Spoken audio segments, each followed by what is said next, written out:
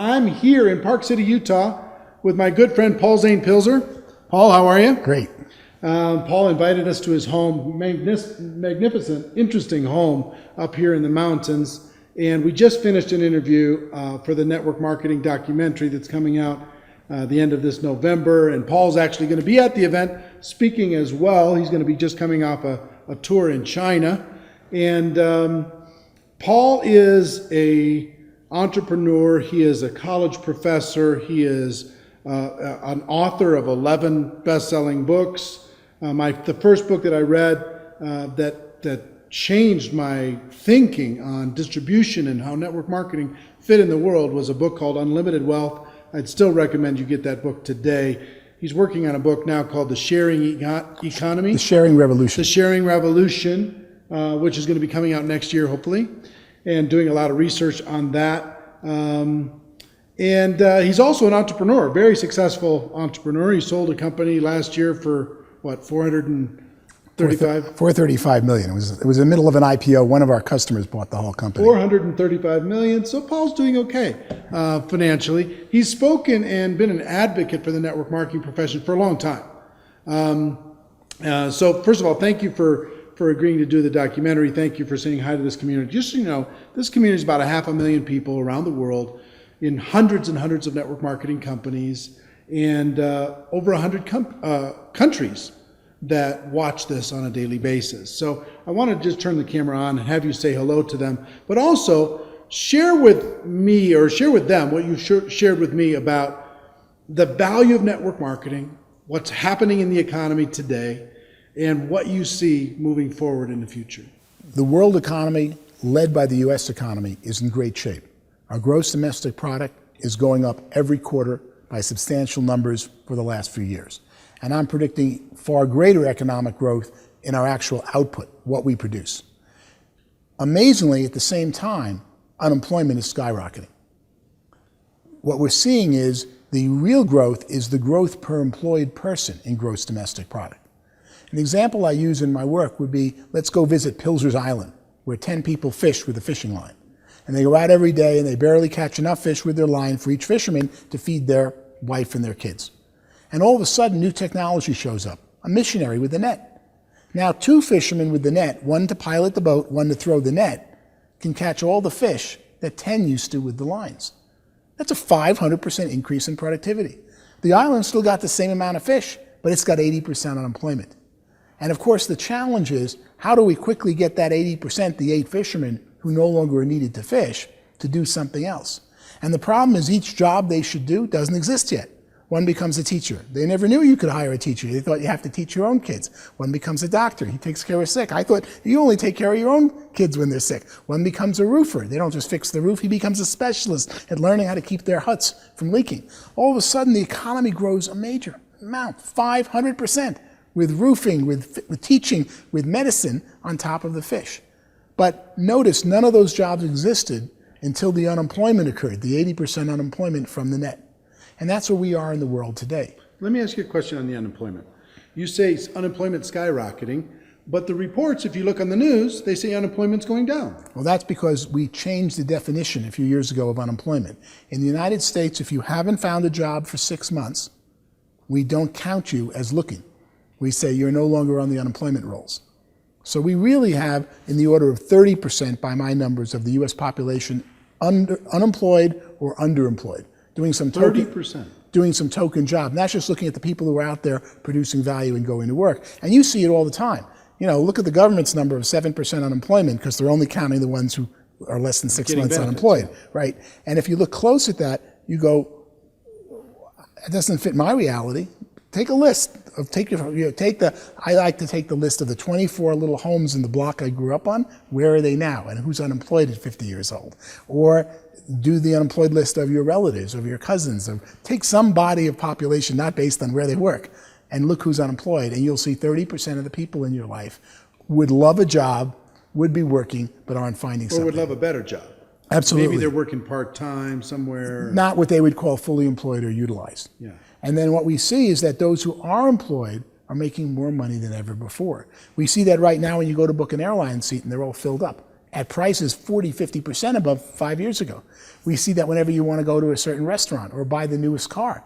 They're all producing them, but you have to wait for it. So those who are doing well are doing better and better than ever before, and they're about 50, 60% of our economy. The challenge and crisis is, what are we going to do worldwide with the people who are laid off because we no longer need vinyl records or digital CDs or CD-ROMs or all these new things as technology keeps changing, and we find better ways to do things more efficiently. Or Uber's so much better way of getting somewhere in a town than using a taxi, but someone's got to go retrain the taxi driver how to own his own car, take it clean, and become an Uber entrepreneur. Or Airbnb is a certainly much, much better way to go stay in a city than some horrible hotel room where you got to wait in line and check in, and you don't know who you're asking, and everyone's trying to sell you something at every time, and a cup of coffee is $8, than staying with some friend of yours. In fact, one of my employees just recently, I asked who uses Airbnb. Girl raised her hand. I said, how do you use it? She said, I rent out the couch in my studio apartment. And I looked at this young girl and I said, you feel safe renting out a one-room apartment, studio, and you feel safe renting the couch? Yes, I only rent it to graduates from Oberlin College. I go, why Oberlin? Well, they like music. It's a great music school. And I went there, and when they tell me who they are, I check out on the web. I sign in as an Oberlin alum, and I see that they're really who they are. And then we usually have a lot in common because they're often from the same class. What a great world. Have a fascinating guest this weekend, and she pays for 110% of her rent by renting 10 days in a ski town, the couch in her studio apartment, to someone who went to college that she may or may not have known before. We see so many improvements in the world due to technology happening fast. But the scary thing is, what are we going to do with the unemployed? And that, of course, brings me to why I love network marketing so much. And love is really the right adjective here. Because only network marketing goes out there and says your employment past doesn't determine your economic future. Only network marketing says, you convince me you really want this, I'll take the chance and hire you. But I wouldn't hire you as an employee coming up with the money and the forms and having to pay you whether you produce or not. I'm going to hire you, but you're only going to make money if you listen to me and we train you together and we work and can succeed. So only network marketing has the opportunity to offer opportunity to so many people who have fallen off track. And that is unemployment, particularly the unemployment caused by structural unemployment, that's changes in technology, is the greatest crisis facing the United States and the developed world today. Because eventually, when you hit 60, 70% unemployed, you're in big trouble. Saudi Arabia has 90% unemployment because they pay people for not working and they import all their labor, and they become the hotbed for spawning so many bad activities and bad formats.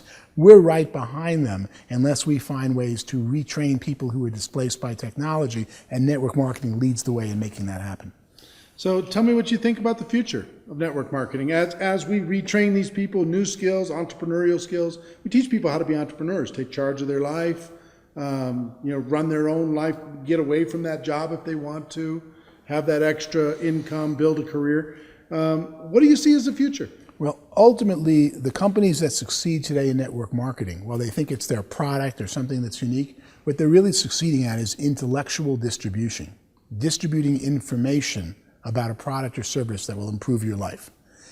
Original network marketing was carrying goods, distributing when there wasn't UPS, there wasn't the post office, and you had to take them out of your trunk and lug product all over the place. Today, network marketing, virtually every network marketing company, is really about somebody teaching something else to someone, teaching a better method to someone, a better product, a better business way of doing business. And that is the strength of network marketing, and that's the bottleneck. As new technology comes up that would allow an Uber, an Airbnb, or so many things I'm studying in the sharing economy to exist, someone's got to teach the consumer how to use the new technology. And network marketing, while you think you're developing your wellness business, you're really developing your skill business at teaching other people new things. And that's going to be where the big money is. It already is in network marketing. That's going to be increasingly where there's more money in society, because companies want to train you or teach you to go train people about their product. Nobody does that as well as the network marketing industry. Yeah, I agree with you. And one thing I would tell you that I learned from your book, Unlimited Wealth, way back in my early days of network marketing, is you talked about something in the book called the technology gap. The difference between where technology was and it's inside of a company and where it could be, where it could or individuals, the way in which you shave or drive to work, and the better way you don't know about yet. And what little things sometimes stick in my brain, and they change the way I think from then on. And from then on, I thought about everything that I did. Where was I on this skill, my personal skill on finding people to talk to about my business? Where was I, and where's the best? What's the best there is? What's the blue chip standard? And what steps do I need to take in order to get from where I am to where I got? And every time I got to that next step, there was always something else. There was always a little growth. There was always somebody figured out a new way to be able to do it a little bit better, a little bit better. It's like climbing the mountains behind you. As you climb each mountain peak, you see another higher peak, but you couldn't have seen it because the mountain was in your way. And then you get to the higher peak and there's another mountain in your way, and you find there's always another higher mountain, a better way of doing something. But until you mastered the one you're challenged by, you didn't know there was another higher way. Instead of looking for the magic downline or the magic product or the magic compensation plan, I was looking for the magic me, because of the technology gap idea in my head that you planted from your book that had me go, okay, here's where I am on the 7 skills of network marketing. Here's where I am in my own attitude. So talk about for a moment just about the value of deciding to be a lifelong learner, the value of getting excited about a new idea, and why network marketing rewards that so well and encourages that so well. Mm-hmm. You really, it's a question of faith. You go out to learn a better method. You master some area of a computer. You master some way of doing something. You learn a new network marketing technique to build your downline or communicate with people. And then you have faith to go, even though I just did all this and all the work, there's a better way out there. I'm going to have to ride and use what I just learned, but in 3 months or 6 months, I'm going to start again, because there's always newer and better methods. And the people who succeed are the ones who adopt those the fastest. My quote back then in Unlimited Wealth was to the effect of, prosperity belongs to people who learn things the fastest.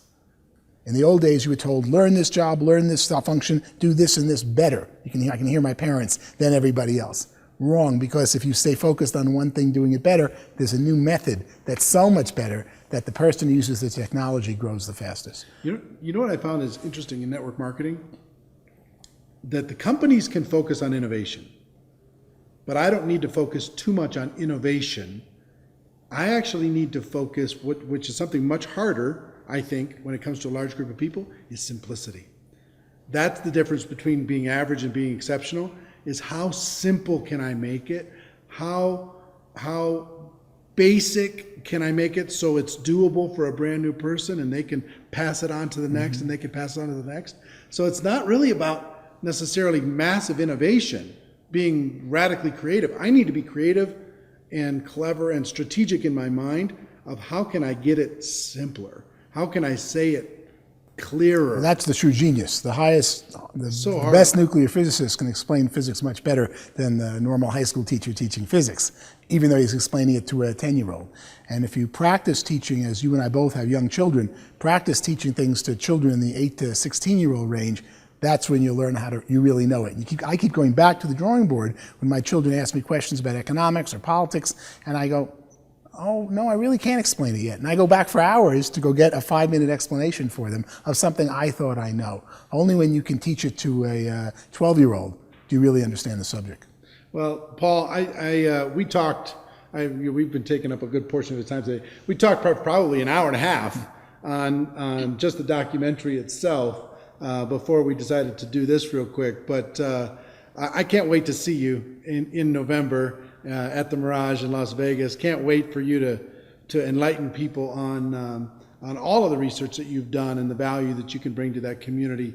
I want to thank you for what you've contributed to my life and my career and my thinking, and what you've done for millions of other people in the network marketing profession. So I appreciate you, my friend. Thank you very much. All right.